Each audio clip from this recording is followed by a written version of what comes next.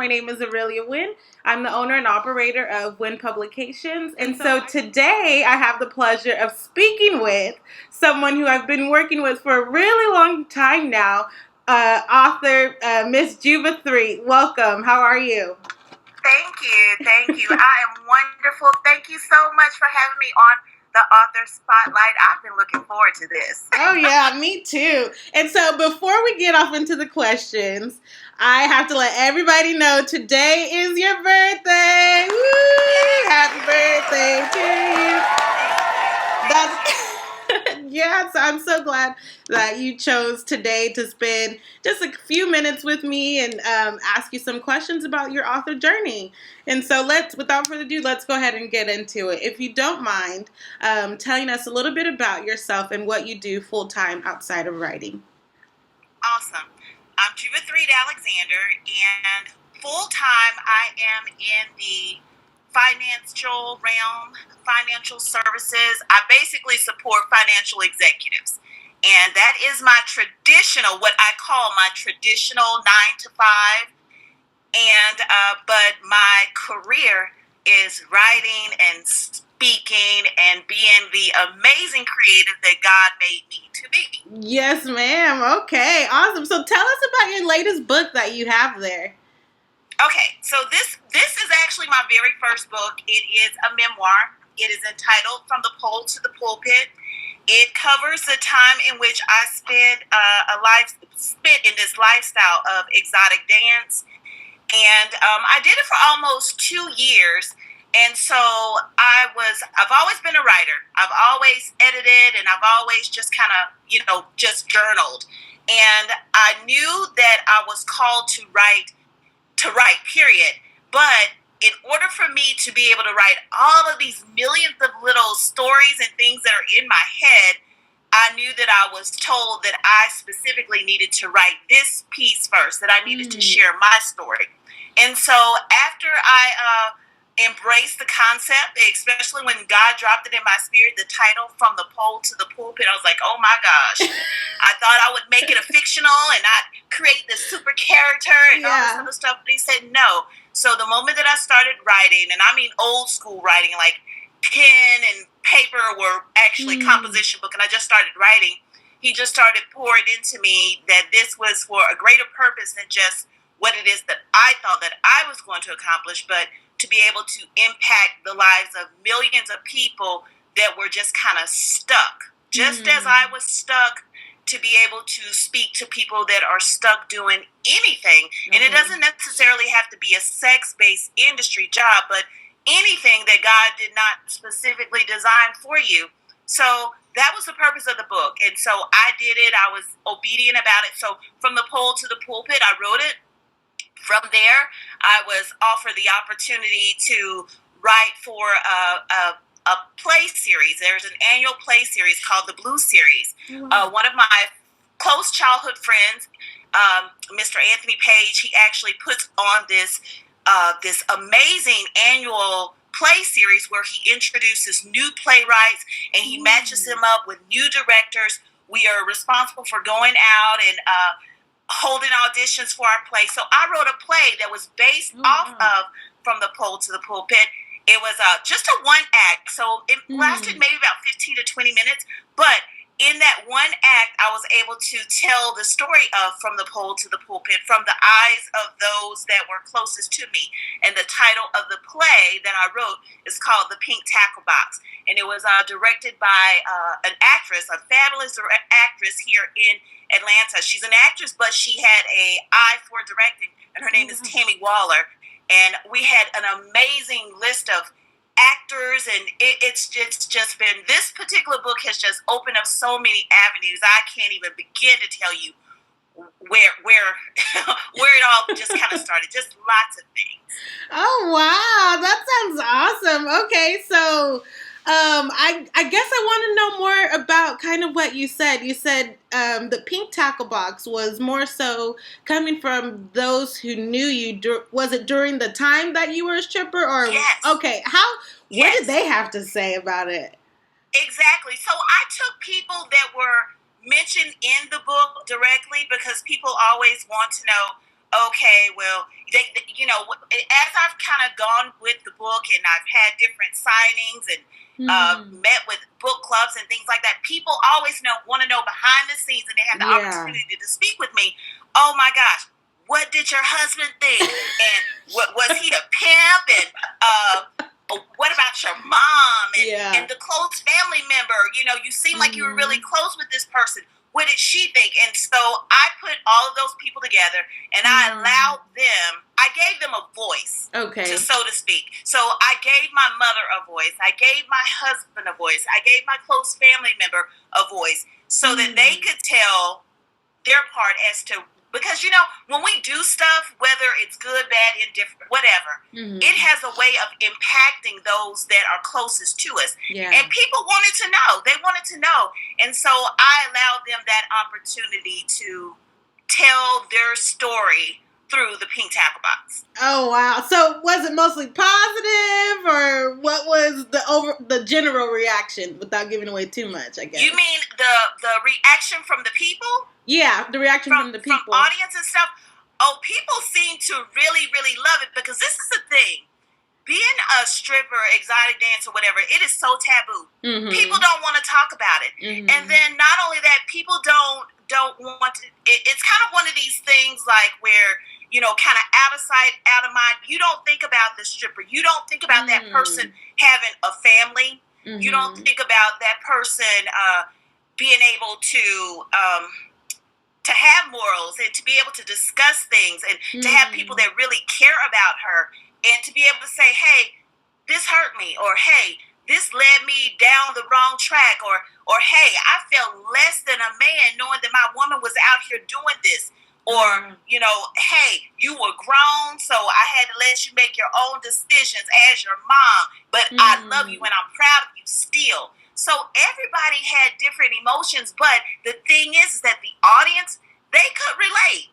Because it's like, they may have made choices in their lifetime, somewhere down the line, that everybody wasn't pleased with, or what have you, but yet and still, they still had a family that loved them, and they still had a family that had their back. And even if, they hurt that family member in some sort of way, or led them down the wrong path, they're at the end of the day, they're still family.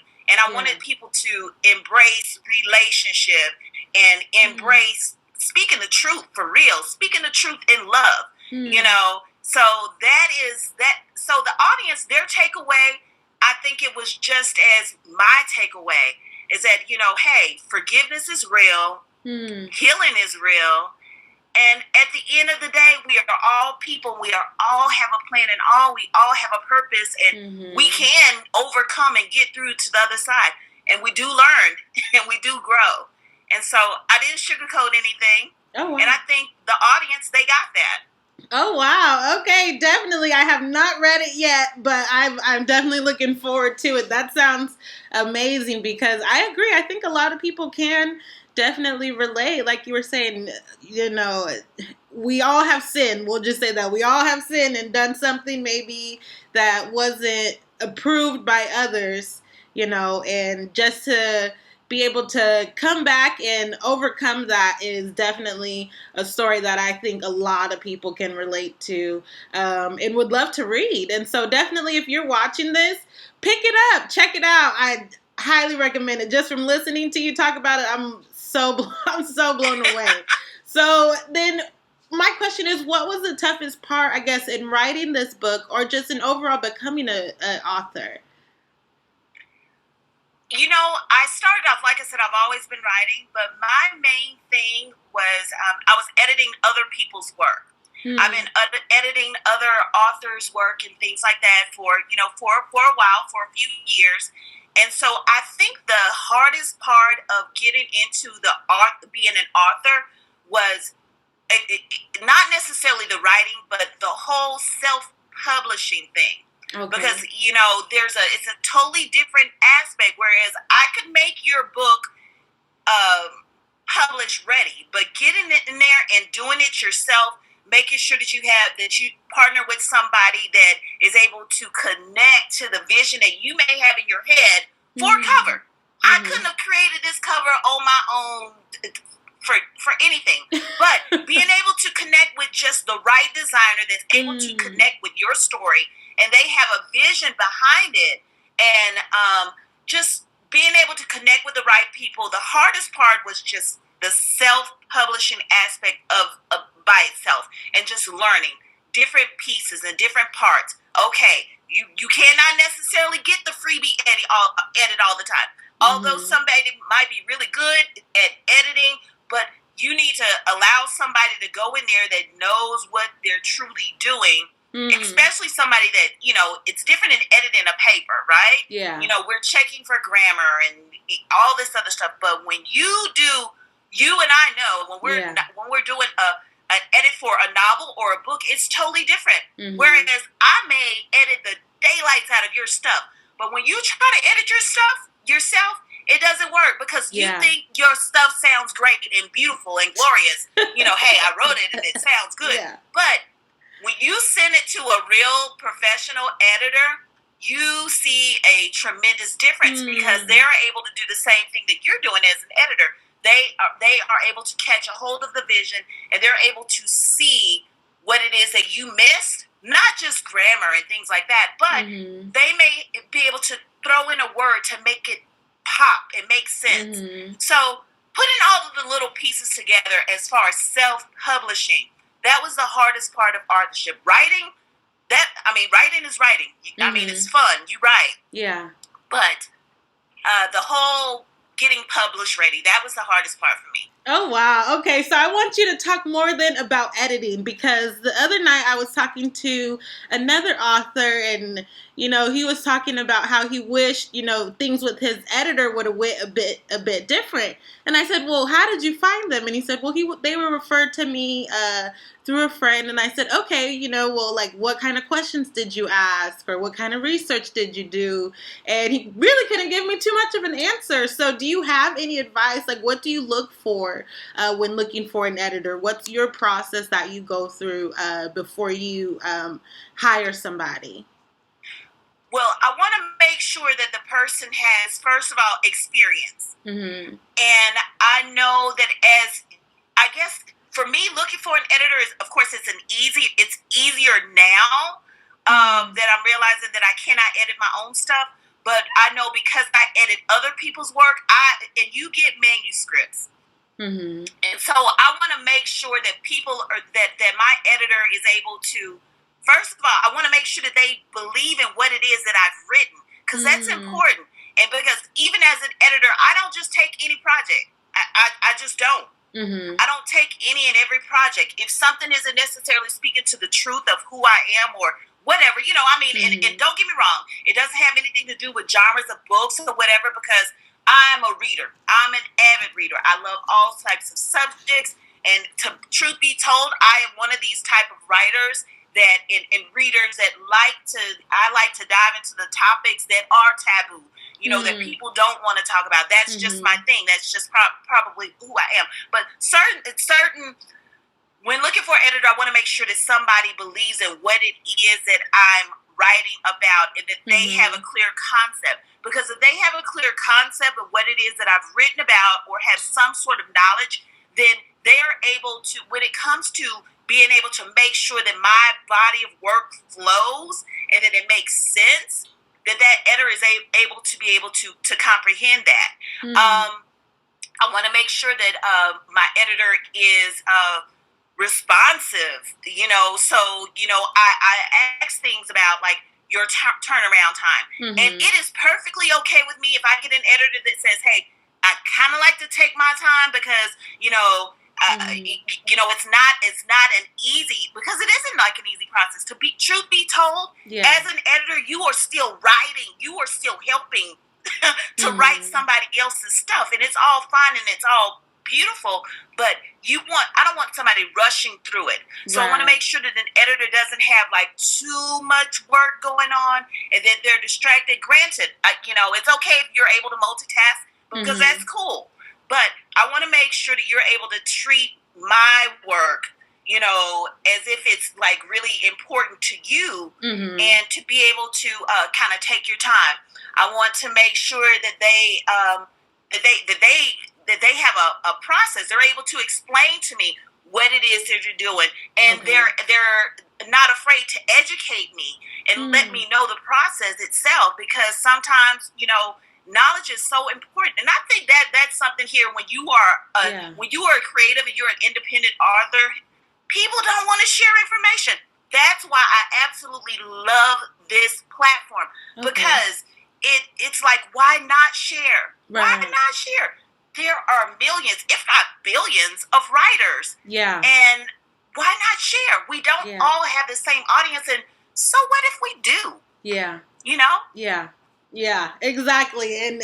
And just to piggyback off of that last bit that you said is, so what if we do? One of the biggest things I tell people, when I just meet them, or family members that, I have, and I ask them, like, hey, why don't you write a book about that? You've overcome this disease. You've gone through that. Maybe your story could inspire somebody else's. And, oh no, their answer is, oh no, there's already a story out there like that. And it's, oh man, so what? Like, so what? Right. Write the story. Nobody is you. They've never told that story the way that you might want to tell it.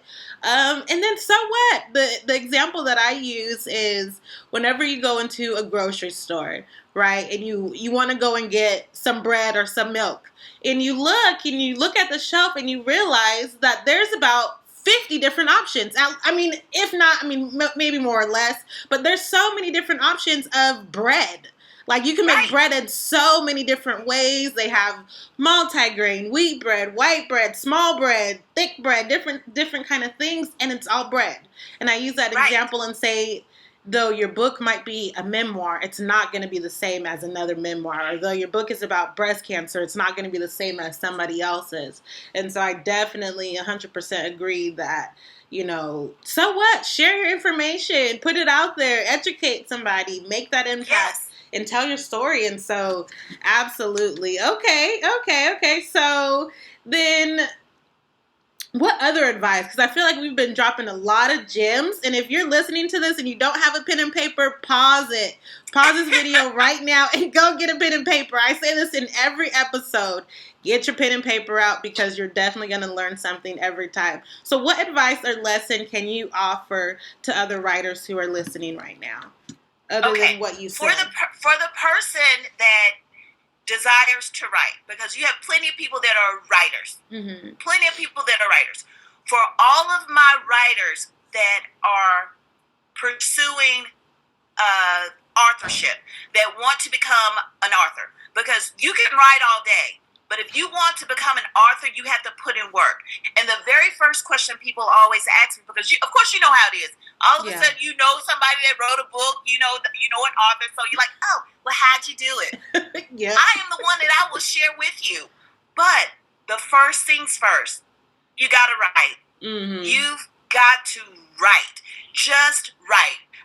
That's what I always say. Just write. Don't worry about trying to put it in any specific order, especially if you're telling your story. Mm-hmm. Now, with a novel, it may be a little bit different, and of course, once you go through editing, you're going to switch stuff up around anyway. Mm-hmm. But just write. Just write from where you are, what it is that you remember. I always say keep a handy-dandy journal with you at all times, so that when you wake up at 3 o'clock in the morning, because you will, and because you may have all of a sudden, oh, shoot, I've got a name of the character, or, oh, shoot, this word just jumped out at me, so that you can write down different little things. But write, and I suggest to write every single day. Don't stop. Yeah. Write every single day. It doesn't have to be pages and pages. It may be a sentence, but those sentences will build up. Those paragraphs will build up, and you just write every single day. That will be the first piece of advice. The second piece of advice is, while you're in this writing process, don't tell everybody what it is that you're doing. Mm-hmm. Okay. One great piece of advice that my cousin told me when I told him about my story, and I told him about the title, he said, wait a minute, Juva, do not say another word to anybody else.